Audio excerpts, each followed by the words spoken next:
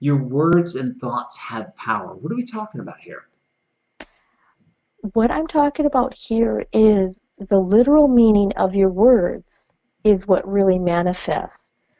So, have you ever said, "Oh, that's what I said, but that's not what I meant"? All the But time. yeah, exactly, exactly. And when you're looking at this and you're saying, "Okay, how can I word this so that the literal meaning of the word is going to be what I really want, not what I said I thought I wanted?" And it's kind of tricky here because a lot of people say, "I want." But when you look at the word "I want," it creates a lack thereof. It means you're perpetually creating the desire to want something rather than not being able to obtain it. So if you use the word "I choose to have" instead of "I want," then on a subconscious level or on the universe level, that actually starts bringing it into manifestation. Yeah, and it's so interesting. It's funny. In the prep for the show, we were talking about this, and I don't normally tell this story on camera, but I'm going to tell the quick story that I just told you in the show prep, which was, my mom when she was alive, was a big believer in manifestation. And the interesting part is, and you can for the people who think it's all coincidence, yes, there is some coincidence. You have to put yourself in the right place. But I'll give you, there's some things that are coincidence. But when you do something off the wall and it's what you desire and what you really need, that's when it gives you kind of the proof that there is at least something more out there and that you get what you desire, what you need, if it's right for you. And the greatest example I have is my mom had this old truck, I think it was like an 85 Datsun that needed a tailgate. Now, there's like one of these things left in the world because they've been all run into the ground. And she's coming home from work one day. She's like, I need this tailgate for my truck. And she took a different way home from work. And as she's driving down this different way, here's a guy walking out from his garage to the front of his house with a tailgate from like a 1985 Datsun, and he's putting it on the street corner. And she's just looking and shaking her head, going, "You've got to be kidding me." So, and I think therein lies the key. And I'm going to give my opinion. I want to ask your opinion on this real quick. My opinion is you can manifest things that you not only want and need, but that are right for you. And that if you're trying to do it on something that you weren't meant to have or that isn't right for you, that you're going to fall into that category of people who it just is not working for. What do you think about that? That's absolutely correct because we have a part of us that wants only the best and better good for ourselves. And if you're trying to manipulate a situation that's not right for you, it'll come out wonky. It just doesn't work. And if you're trying to manifest, if you choose to manifest a situation that's for the good of all, including yourself, that's when the magic starts happening. That's when things start being synchronistic. And it's like taking a different route. That's synchronicity.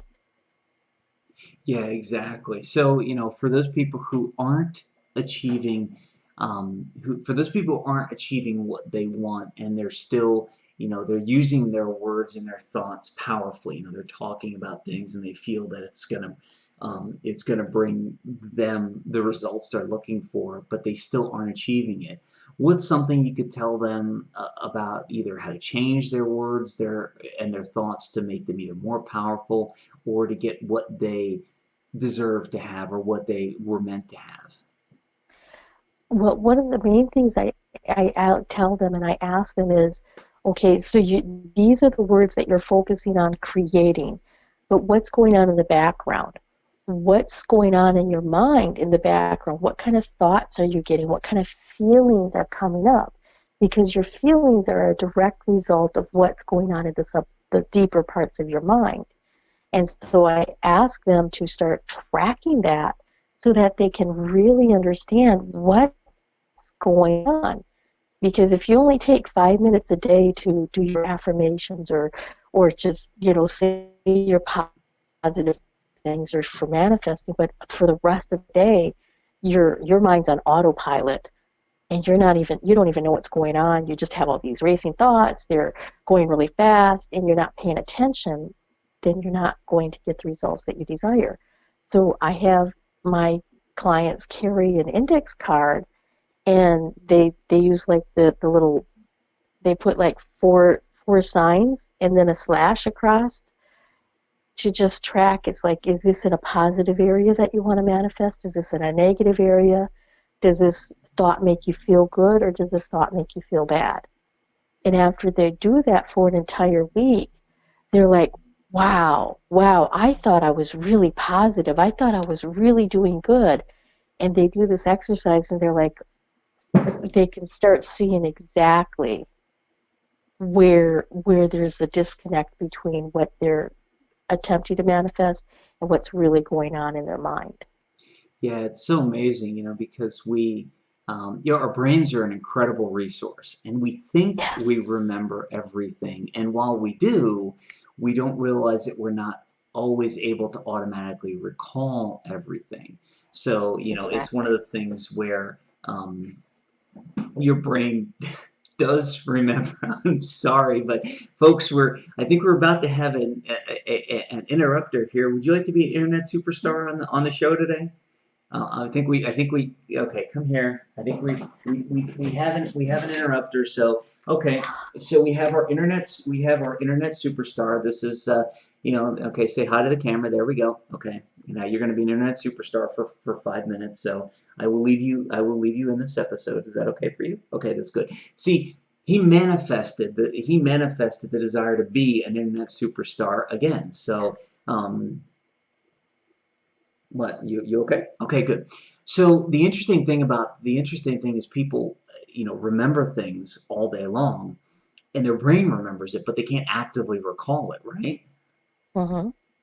And then that's when it gets into, oh, I thought I was being so positive, but in the end, I didn't realize I've got, these 35 different thoughts. I had 300 thoughts that were negative and only 3 thoughts that were positive. I just happen to remember the positive thoughts. Um, Yeah, you gotta love it, Lucy. You gotta love it. Now, I do. are you done interrupting the show today? He says no. Okay, that's good. Okay, so the interesting part about thoughts and words. Um, so with your clients, you said you have them carry this note card around, and then they end up with Yeah. with this aha moment that they thought they were being positive, but they were actually, either being neutral or negative. How often does that happen with people? It's happened 100%. Every single one of my clients have said the exact same thing after the week, and it's still to this day, after all of these clients, it just blows me away, because I used to be like that, and I used to think, oh, I can keep track of that. I don't have to keep a note card. I kind of thought that was silly when I first discovered it, but then as I did it more and more, I'm like, whoa, whoa, this is this this is really not what I desire. This is not what I'm at to manifest. And so that's why even today, after 20 years of practicing the same technique, I still have a whole stack of index cards. And it's like when things start getting wonky for me, I'm like, okay, what's going on? What are these things that are coming up? Because a lot of times we'll have things come up from our past, and we're not even exactly sure. We'll have an off day. We'll get up on the wrong side of the bed. And it's like, if you really pay attention, and if you're in the present moment, which is your point of power, be here now, that's when you're able to figure out, okay, what's going on up here? What's going on in my mind? What are my thoughts? And then you can track it to how you're feeling and where your energy's at. Yeah, and that's great, and that sounds like it segues us right into ruling your own world, or the second key to success. To watch the rest of this epic episode now, click on the link below the video. Do it now, you'll be glad you did. Are you still here? What are you waiting for? Watch the rest of this epic episode now by clicking on the link below the video.